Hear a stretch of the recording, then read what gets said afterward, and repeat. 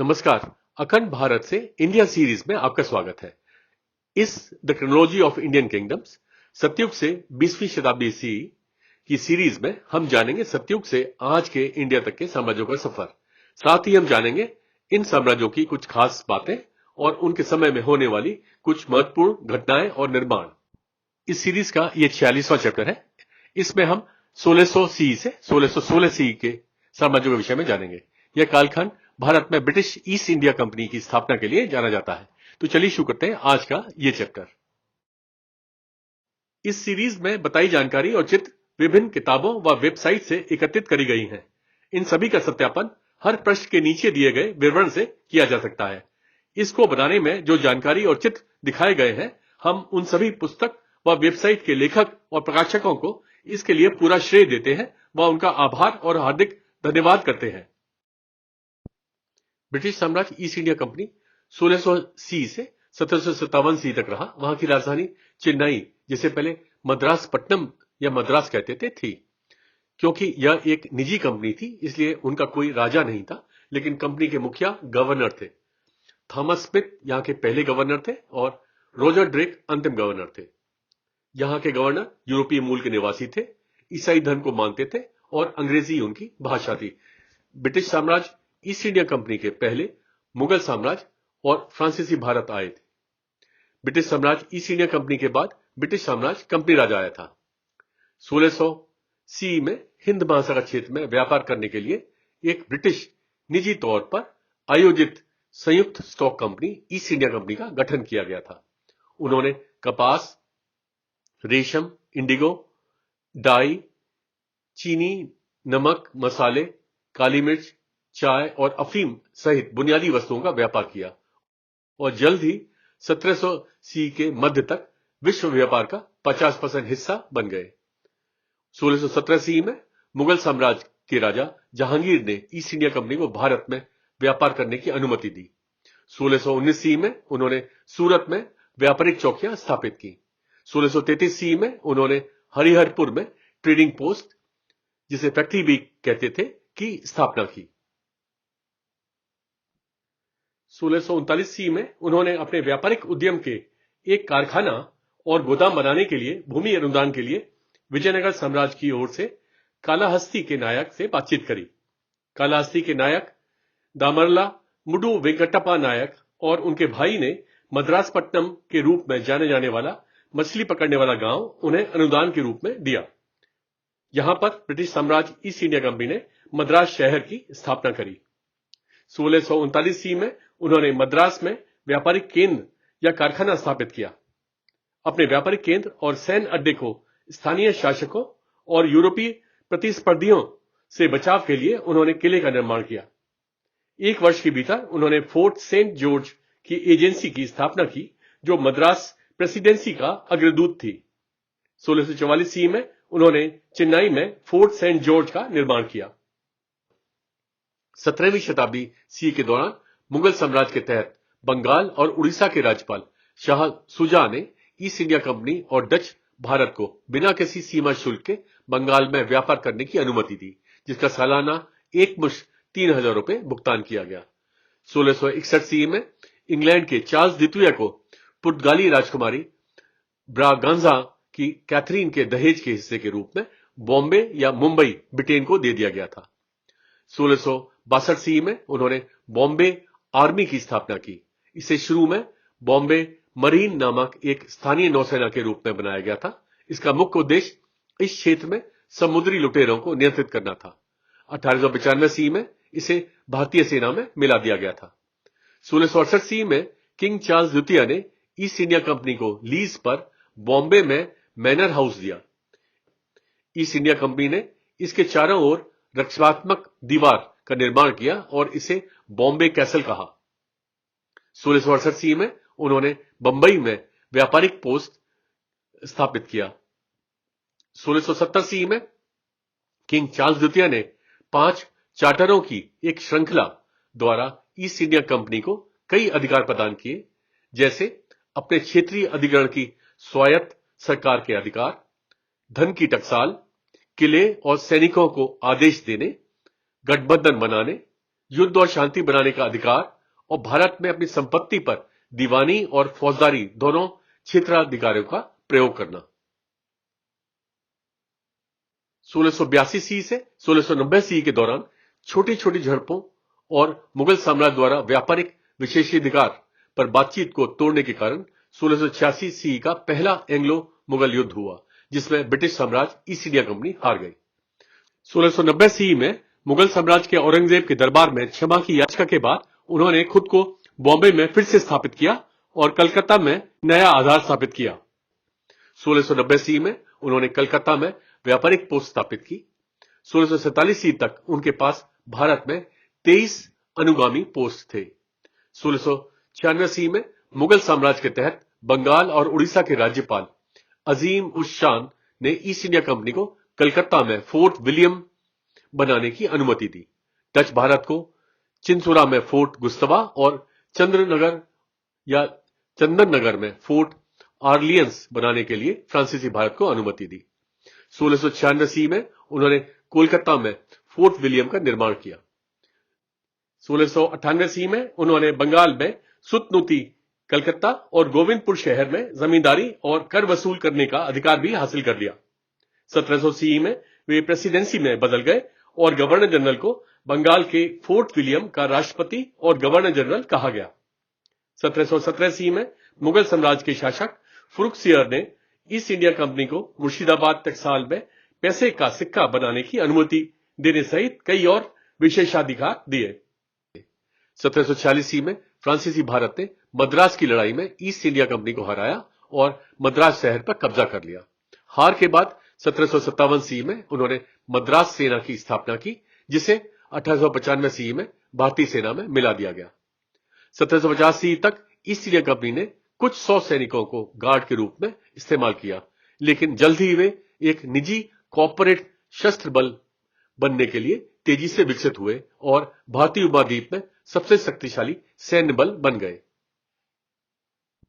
प्लासी का युद्ध 1756 सी में जब ब्रिटिश साम्राज्य ईस्ट इंडिया कंपनी ने कलकत्ता में फोर्ट विलियम में सैन्य ताकत में और वृद्धि शुरू की, तो मुगल साम्राज्य के तहत बंगाल सूबा के नवाब सिराजुद्दौला ने उन्हें दस्तक के दुरुपयोग को रोकने, कलकत्ता के अनधिकृत किलेबंदी को ध्वस्त करने और देश के कानून का पालन करने का आदेश दिया। कंपनी ने उनके निर्देशों पर ध्यान नहीं दिया। नतीजतन सिराजुद्दौला ने जवाबी कार्रवाई की और ब्रिटिश साम्राज्य ईस्ट इंडिया कंपनी के फोर्ट विलियम कलकत्ता पर कब्जा कर लिया।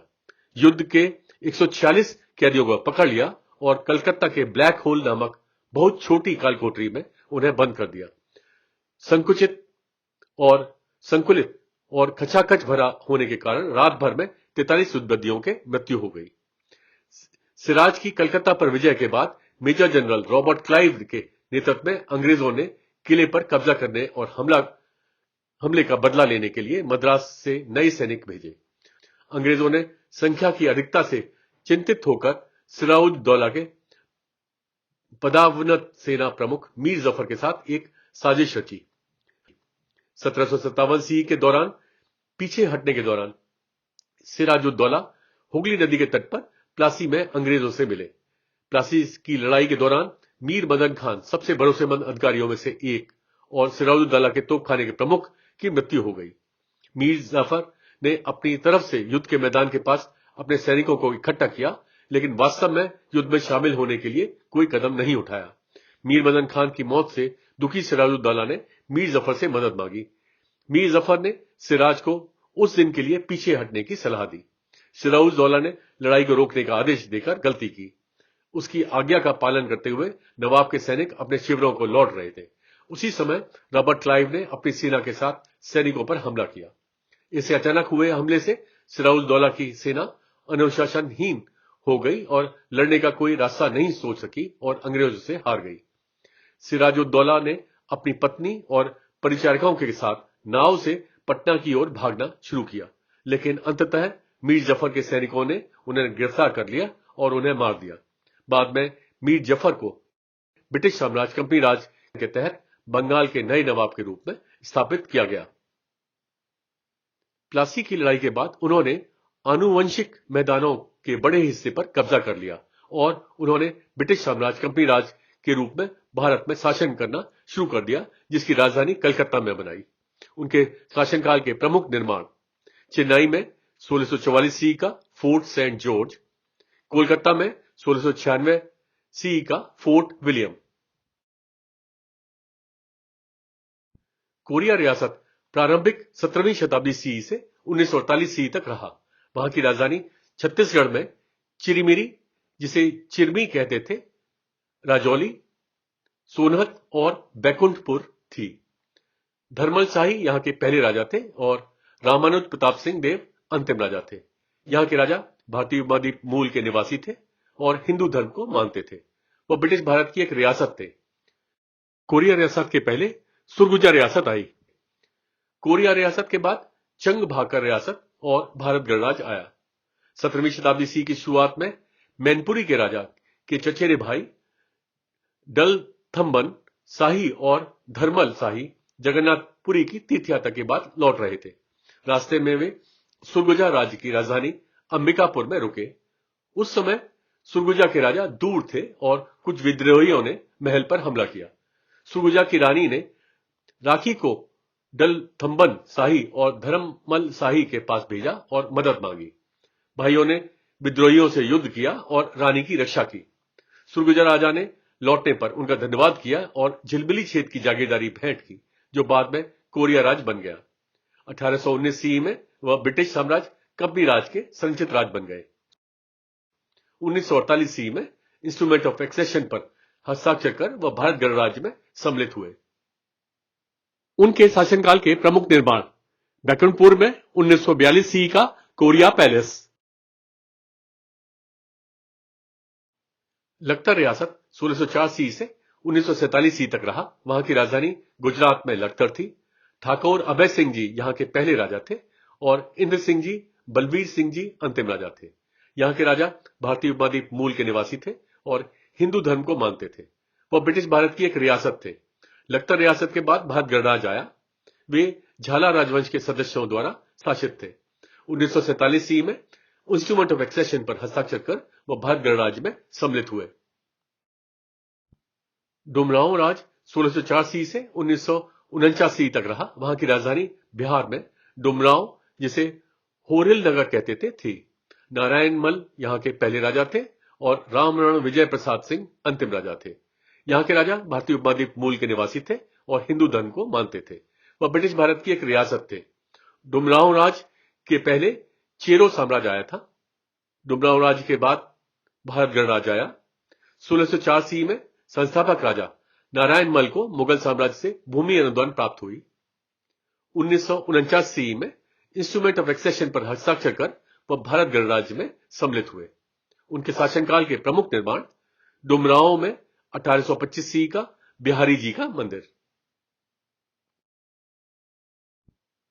वांकानेर रियासत 1605 सी से 1947 सी तक रहा। वहां की राजधानी गुजरात में वांकानेर थी। सरदन जी या सुल्तान जी यहां के पहले राजा थे और अमर सिंह जी, बंस सिंह जी अंतिम राजा थे। यहां के राजा भारतीय उपमहाद्वीप मूल के निवासी थे, हिंदू धर्म को मानते थे। वह ब्रिटिश भारत की एक रियासत थे। वांकानेर रियासत के बाद भारत गणराज्य आया।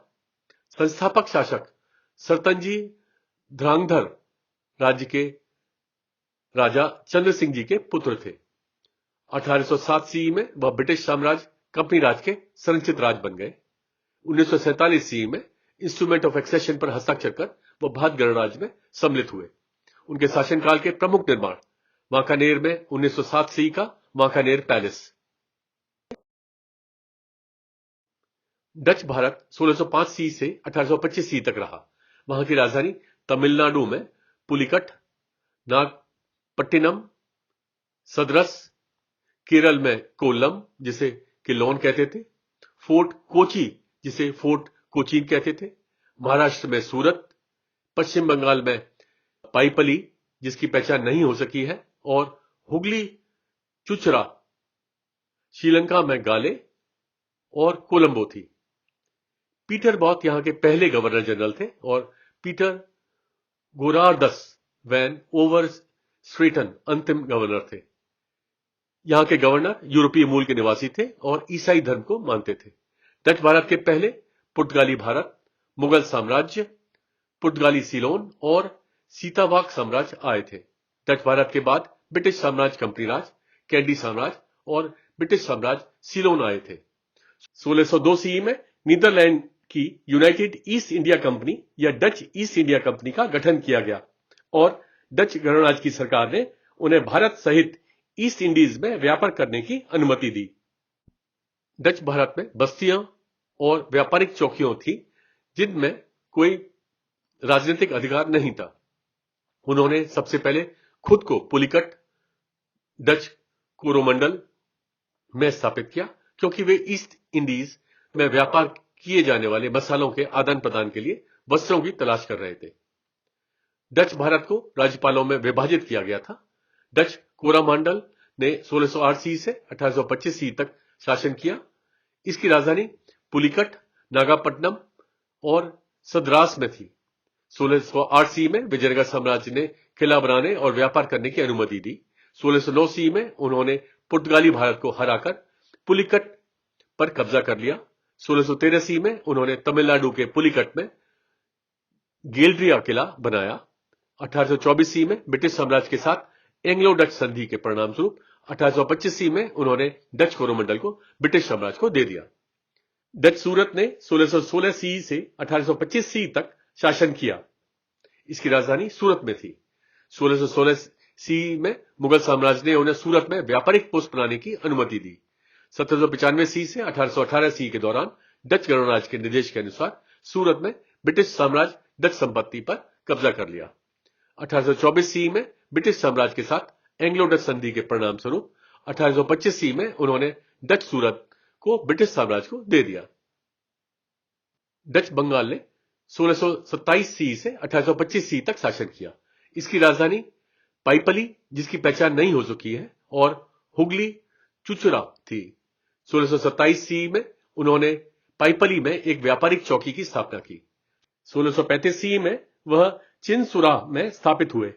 1740 सी में उन्होंने एक किले का निर्माण किया जिसे बाद में 1742 सी में फोर्ट गुस्तावस नाम दिया गया था। 1795 सी से 1814 सी के दौरान डच गणराज्य के निर्देशानुसार उन पर ब्रिटिश साम्राज्य का कब्जा था। 1824 सी में ब्रिटिश साम्राज्य के साथ एंग्लो डच संधि के परिणाम स्वरूप 1825 सी में उन्होंने डच बंगाल को ब्रिटिश साम्राज्य को दे दिया। डच मलाबार ने 1661 सी से 1795 सी तक शासन किया। इसकी राजधानी डच क्विलोन फोर्ट कोचीन थी। 1661 सी में डच भारत ने अपने गठबंधन सहयोगी कोचीन साम्राज्य कैलिकट साम्राज्य के साथ मिलकर पुर्तगाली भारत को हराया और कोल्लम पर कब्जा कर लिया। 1663 सी में उन्होंने फोर्ट कोचीन पर कब्जा कर लिया जो उस समय तक पुर्तगाली भारत के नियंत्रण में था। इससे पुर्तगालियों को पुर्तगाल और गोवा में वापसी हुई और इस प्रकार मलाबार में पुर्तगाली वर्चस्व समाप्त हो गया। 1669 सी में Dutch Malabar Dutch east India company VOC की एक अलग कमान बन गया। 1716 सी में डच इंडिया के ने गुरुवायूर मंदिर पर हमला किया, खजाने को लूटा और पश्चिमी गोपुरम में आग लगा दी। मंदिर को बाद में 1747 सी में फिर से बनाया गया था। 1744 सी में उन्होंने डच गवर्नरों के लिए बोलगट्टी द्वीप पर बोलगट्टी पैलेस का निर्माण किया।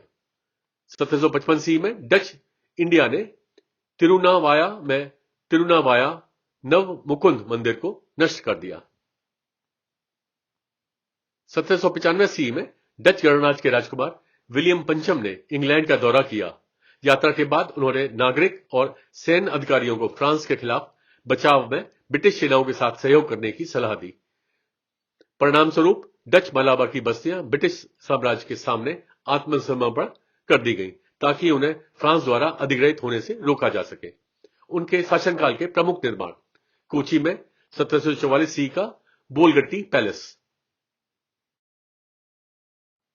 दिनाजपुर राज 1608 सी से 1786 सी तक रहा। वहां की राजधानी बांग्लादेश में दिनाजपुर राजबारी थी। श्रीमंत दत्त चौधरी यहां के पहले राजा थे और जगदीश नाथ राय बहादुर अंतिम राजा थे। यहां के राजा भारतीय उपमहाद्वीप मूल के निवासी थे, हिंदू धर्म को मानते थे। दिनाजपुर राज के पहले बंगाल सल्तनत गणेश राजवंश आया था। दिनाजपुर राज के बाद ब्रिटिश साम्राज्य कंपनी राज आया था। बंगाल सल्तनत गणेश राजवंश के राजा गणेश ने अपने एक रिश्तेदार काशी को दिनाजपुर की भूमि उपहार में दी, जिसका सांसारिक संपत्ति के प्रति कोई झुकाव नहीं था और वह सन्यासी बन गया। बाद में काशी ने अपने शिष्य श्रीमन दत्ता चौधरी को दिनाजपुर एस्टेट दान कर दिया, जो दिनाजपुर राज के राजा बने। 1786 ईस्वी में ब्रिटिश साम्राज्य कंपनी राज ने दिनाजपुर राज की बड़ी जमींदारी संपदा पर कब्जा कर लिया। उनके शासनकाल के प्रमुख निर्माण दिनाजपुर राजबाड़ी बांग्लादेश में 17वीं शताब्दी सी का कालिया जीव मंदिर, दिनाजपुर बांग्लादेश में 1722 सी का कांताजीव मंदिर। किशनगढ़ रियासत 1611 सी से 1947 सी तक रहा। वहां की राजधानी राजस्थान में किशनगढ़ थी। किशन सिंह यहां के पहले राजा थे और सुमेर सिंह अंतिम राजा थे। यहां के राजा भारतीय उपमहाद्वीप मूल के निवासी थे और हिंदू धर्म को मानते थे। वह ब्रिटिश भारत की एक रियासत थे। किशनगढ़ रियासत के बाद भारत गणराज आया। 1609 सी में जोधपुर साम्राज्य के राजकुमार किशन सिंह ने इसकी स्थापना की थी। 1818 सी में वह ब्रिटिश साम्राज्य कंपनी राज के संरक्षित राज बन गए। 1947 सी में इंस्ट्रूमेंट ऑफ एक्सेशन पर हस्ताक्षर कर वह भारत गणराज्य में सम्मिलित हुए।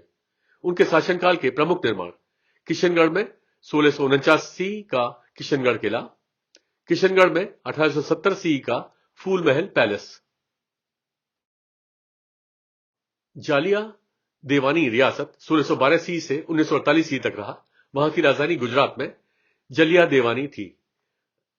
रावजी बामनियो जी यहां के पहले राजा थे और मोहम्मद सिंह जी भोजराज जी अंतिम राजा थे। यहां के राजा भारतीय उपमहाद्वीप मूल के निवासी थे और हिंदू धर्म को मानते थे। वह ब्रिटिश भारत की एक रियासत थे। जलिया देवानी रियासत के बाद भारत गणराज आया। 1948 सी में इंस्ट्रूमेंट ऑफ एक्सेशन पर हस्ताक्षर कर वह भारत गणराज्य में सम्मिलित हुए। सुरगुजा रियासत 1613 सी से 1948 सी तक रहा। वहां की राजधानी छत्तीसगढ़ में विश्रामपुर और अंबिकापुर थी। जगन्नाथ सिंह देव यहां के पहले राजा थे और रामनुज शरण सिंह देव अंतिम राजा थे। यहां के राजा भारतीय उपमहाद्वीप मूल के निवासी थे और हिंदू धर्म को मानते थे। वह ब्रिटिश भारत की एक रियासत थे।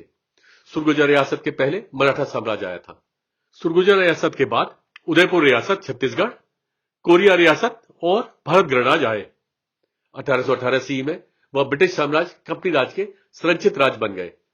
राजा अमर सिंह देव के छोटे पुत्र को उदयपुर राज्य छत्तीसगढ़ का शासन प्रदान किया गया था। 1948 सी में इंस्ट्रूमेंट ऑफ एक्सेशन पर हस्ताक्षर कर वह भारत गणराज्य में सम्मिलित हुए। उनके शासनकाल के प्रमुख निर्माण अंबिकापुर में 1914 सी का महामाया मंदिर। भूटान साम्राज्य 1616 सी से रहा। वहां की राजधानी भूटान में थिम्पू थी। नगवांग नामग्याल यहां के पहले राजा थे और जिग्मे खेसर नामग्याल वांगचुक 2006 सी से आगे के राजा थे। यहां के राजा भारतीय उपमहाद्वीप मूल के निवासी थे, बुद्ध धर्म को मानते थे और जोंगखा उनकी भाषा थी। 1616 सी में द्रुपका संप्रदाय के एक भिक्षु नगवांग नामग्याल लासा में दलाई लामा के नेतृत्व वाले गेलुगपा उप संप्रदाय के वर्चस्व से मुक्ति की मांग करते हुए भूटान पहुंचे। नगवांग नामग्याल ने भूटान की घाटियों को एक राज्य में एकीकृत किया। नामग्याल ने 3 तिब्बती आक्रमणों को हराया, प्रतिद्वंदी धार्मिक स्कूलों को परास्त किया, त्सा यिग कानून प्रणाली को संहिताबद्ध किया और लोकतांत्रिक और नागरिक प्रशासकों की स्थापना की। नामग्याल पहले झबद्रुंग रिनपोचे या लामा बने और उनके उत्तराधिकारियों ने तिब्बत में दलाई लामा की तरह भूटान के आध्यात्मिक नेताओं के रूप में काम किया। नगवांग नामग्याल का शासन त्सा यिग नामक एक कानून कोड से बंधा हुआ था, जो आध्यात्मिक और नागरिक शासन का वर्णन करता था और सरकारी प्रशासन और सामाजिक और नैतिक आचरण के लिए कानून प्रदान करता था। 1629 सी, 1631 सी और फिर 1639 सी में तिब्बती सेनाओं ने भूटान पर आक्रमण किया, इस उम्मीद से कि इससे नगवांग नामग्याल की लोकप्रियता कम होगी। 1634 सी में नगवांग नामग्याल ने 5 लामाओं की लड़ाई में तिब्बत के शासक कर्म तेनक्यांग की सेना को हराया। 1639 में उन्होंने तिब्बत साम्राज्य के आक्रमण को खदेड़ दिया। 1644 सी में उन्होंने मंगोल साम्राज्य के आक्रमण को खारिज कर दिया। 1651 सी में झाबद्रुंग रिनपोछे नगवांग नामग्याल का निधन हो गया। झाबद्रुंग के उत्तराधिकारी के बजाय शक्ति प्रभावी रूप से स्थानीय राज्यपालों, जिन्हें पेनलप्स कहा जाता था, को पारित कर दी गई। एक वंशवादी संघर्ष को रोकने और सरदारों की वापसी के लिए राज्यपालों ने 54 वर्ष तक झाबद्रुंग की मृत्यु को गुप्त रखने की साजिश रची। इस समय के दौरान उन्होंने उसके नाम पर मौन आदेश जारी किए, जिसमें बताया गया कि वह एक लंबे समय के लिए ध्यानमग्न है।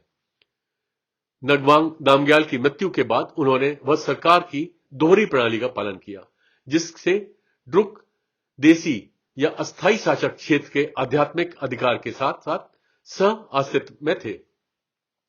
नगवांग नामग्याल के शारीरिक पुनर्जन्म के रूप में पहचाने जाने वाले अंतिम व्यक्ति की मृत्यु 18वीं शताब्दी सी के मध्य में हुई थी, लेकिन भाषण और दिमाग के पुनर्जन्म जो उन व्यक्तियों द्वारा संदेहित थे जिन्होंने झाबद्रुंग रिनपोछे की स्थिति को स्वीकार किया था, को शुरुआती 1907 सी तक मान्यता दी गई।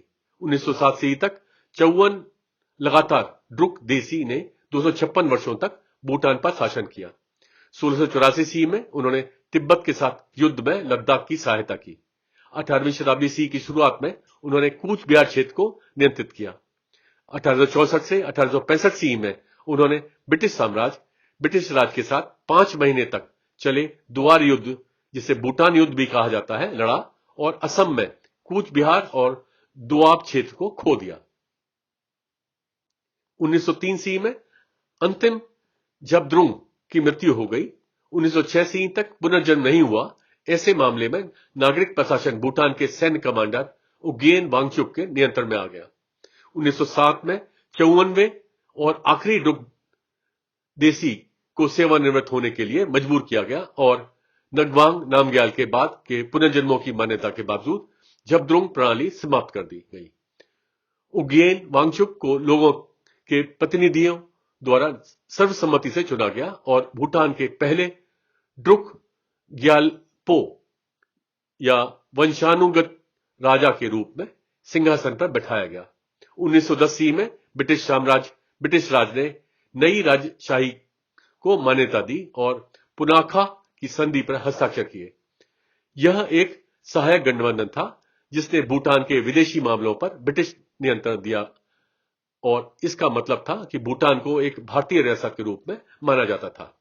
उनके शासनकाल के प्रमुख निर्माण पुनाखा में 1637 सी का पुनाखा दजोंग, थिम्पू में 1641 सी का ताशिचो दजोंग, ट्रेशिगंग में 1659 सी का ट्रेशिगोंग दजोंग, पारो में 1692 सी का पारो ताकसांग। इसके साथ ही इस सीरीज का ये चैप्टर समाप्त होता है।